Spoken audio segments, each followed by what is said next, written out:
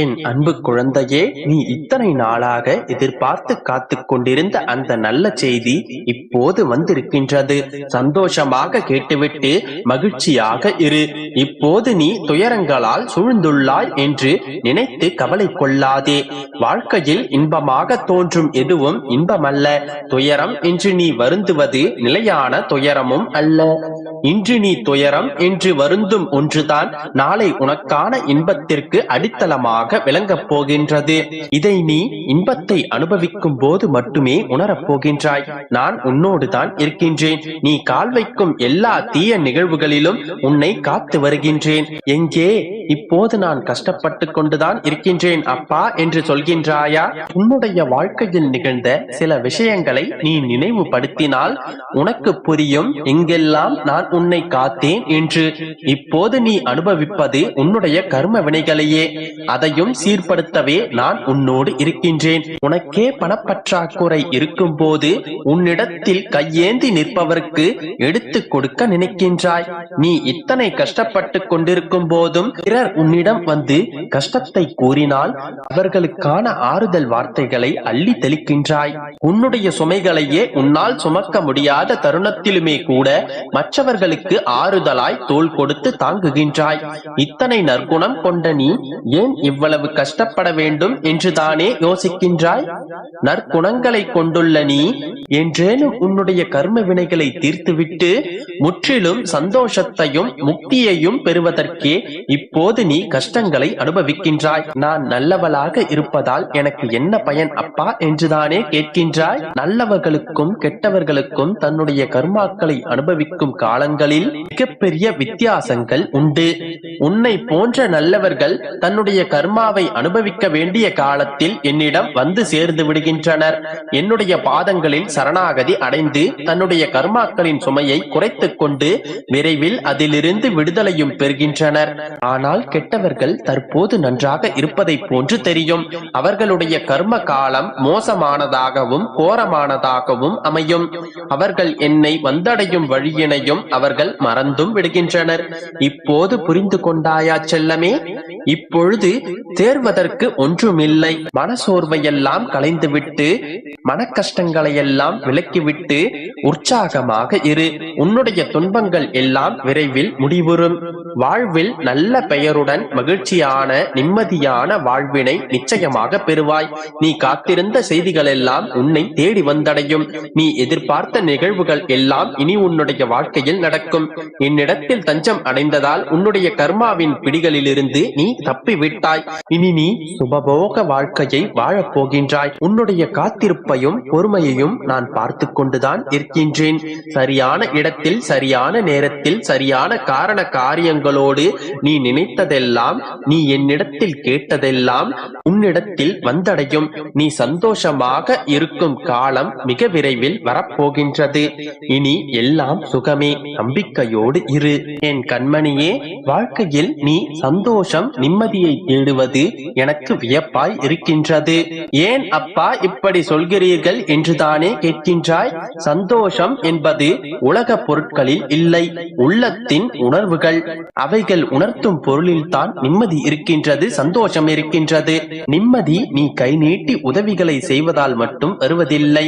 மனதார இவர்கள் நன்றாக இருக்க வேண்டும் என்று ஆத்மார்த்தமாக நினைக்கின்றாய் அல்லவா? அப்போது நிம்மதி என்கின்ற காற்று தென்றலாய் வீசும். எப்போதும் சந்தோஷத்தையும் நிம்மதியையும் வெளியில் தேடாதே. ஏனென்றால் அது வெளியில் இல்லை, உனக்குள் தான் உன்னை மாற்றும் எல்லா மாறுதல்களும் இருக்கின்றது. உன்னை பக்குவப்படுத்தவே சில நிகழ்வுகளை உனக்குள் நிகழ்த்துகின்றேன். யாரேனும் கை நீட்டி வந்து உதவி கேட்டால் உன்னால் முடிந்த உதவிகளை செய்கிறாய் அல்லவா? அப்போது அவர்களுக்குள் ஏற்படுத்தப்படும் சந்தோஷம் உனக்குள்ளும் சந்தோஷத்தை ஏற்படுத்துகின்றது. உன் முன்னால் யாராவது கலங்கி அழுது கொண்டிருப்பதை நீ பார்த்தால் உடனே ஆறுதல் வார்த்தைகளை அள்ளி தெளிக்கிறாய் அல்லவா? அப்போது அவர்கள் அடையும் நிம்மதி உனக்கும் நிம்மதியை தருகின்றது. இவ்வாறாக உன்னை சுற்றி இருக்கும் நிம்மதியையும் சந்தோஷங்களையும் உணர ஆரம்பி. உன்னுடைய வாழ்க்கையின் அழகை நீயே ரசித்துப்பார். அதை உணரத் தொடங்கு. வானத்தில் மேகத்தின் கூட்டங்களை சேர்த்துப்பார். ஓவியத்தின் உருவம் உன்னுடைய கண்முன்னே தெரியும். எதுவுமே நாம் எடுத்துக்கொள்ளும் நினைப்பில் தான் அனைத்துமே உள்ளது. அதனால் நல்லதையே எடுத்துக்கொள், நல்லதே நடக்கும். என் அன்பு குழந்தையே, இந்த நன்னாளில் உனக்கு ஒரு வாக்கு தரவே நான் வந்துள்ளேன். இன்றே இதை கேட்டுவிடு. வாழ்நாள் முழுவதும் மகிழ்ச்சியாக இருப்பாய். நீ நீண்ட காலம் என்னிடம் கேட்டுக்கொண்டிருக்கும் விஷயத்தை நான் உனக்கு தரப்போகின்றேன். இதோ என் கரங்களை பற்றிக்கொள் மகளே. இதன் பிறகு நீ உனக்கு நடக்கப் போகும் அதிசயத்தில் நீ என்னை காண்பாய்.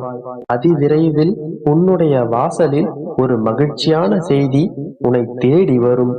எத்தனை துன்பங்கள் வந்தாலும் நடப்பதெல்லாம் நன்மைக்கே என்று இந்த அப்பா மேல் நீ வைத்த நம்பிக்கைக்கு பலன்களை நீ பார்க்கப் போகின்றாய்.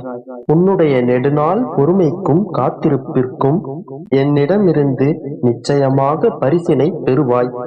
முதலில் உன் மனதை குழப்பும் விஷயங்களை தெளிவாக புரிந்து கொள்.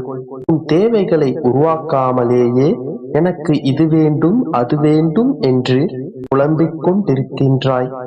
உன் தேவைகள் அனைத்தையும் முதலில் பட்டியலிடு.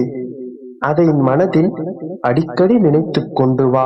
உனக்கு தேவையற்ற விஷயங்களை போட்டு மனதில் உழற்றாமல் மகிழ்ச்சியான எண்ணங்களை மட்டும் அடிக்கடி நினைத்துப்பார்.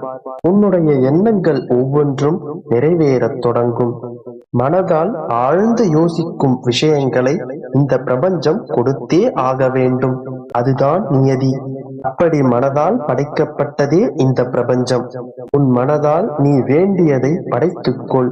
இந்த பிரபஞ்சத்தை படைத்த அந்த மாபெரும் சக்தியே நீதான் மகளே.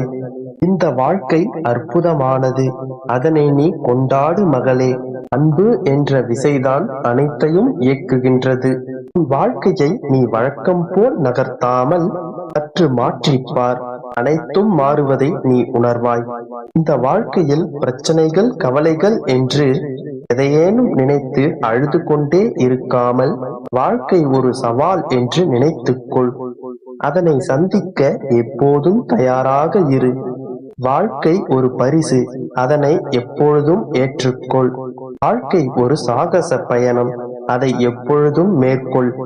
வாழ்க்கை ஒரு சோகம், அதனை எப்போதும் கடந்து வா.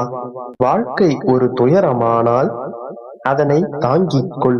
வாழ்க்கை ஒரு கடமை, அதனை நிறைவேற்றி விடு. வாழ்க்கை ஒரு விளையாட்டு, அதனை விளையாடிவிடு. வாழ்க்கை ஒரு வினோதம், அதனை கண்டறிந்து விடு. வாழ்க்கை ஒரு பாடல், அதனை பாடிக்கொள். வாழ்க்கை ஒரு சந்தர்ப்பம், அதனை தவறாமல் பயன்படுத்திக் கொள். வாழ்க்கை ஒரு பயணம், அதனை புகழுடன் முடித்துவிடு. வாழ்க்கை ஒரு காதல், அதனை சந்தோஷமாக காதலித்து விடு. இந்த வாழ்க்கை ஒரு அழகு மகளே, அதனை ஆராதனை செய். வாழ்க்கை ஒரு உணர்வு, அதனை உணர்ந்து கொள். வாழ்க்கை ஒரு போராட்டம், அதனை எதிர்கொள். இவ்வாறாக வாழ்க்கையை பற்றின கண்ணோட்டத்தை மாற்றிக்கொள். பின்பு இந்த வாழ்க்கை உன்வசமாகும். கேட்டவை எல்லாம் உன் வாசல் தேடி வரும். எனதிந்த வார்த்தைகளை கேட்டுக்கொண்டாய் அல்லவா? சரியாக புரிந்து கொண்டாய் அல்லவா? இந்த வாழ்க்கையை கூடிய விரைவில் உன்வசமாக்கி விடுவாய். வருத்தங்களை எல்லாம் தூக்கி போட்டுவிட்டு இந்த வாழ்க்கையை உன் இஷ்டம் போல் வாழ் மகளே. நான் எப்பொழுதும்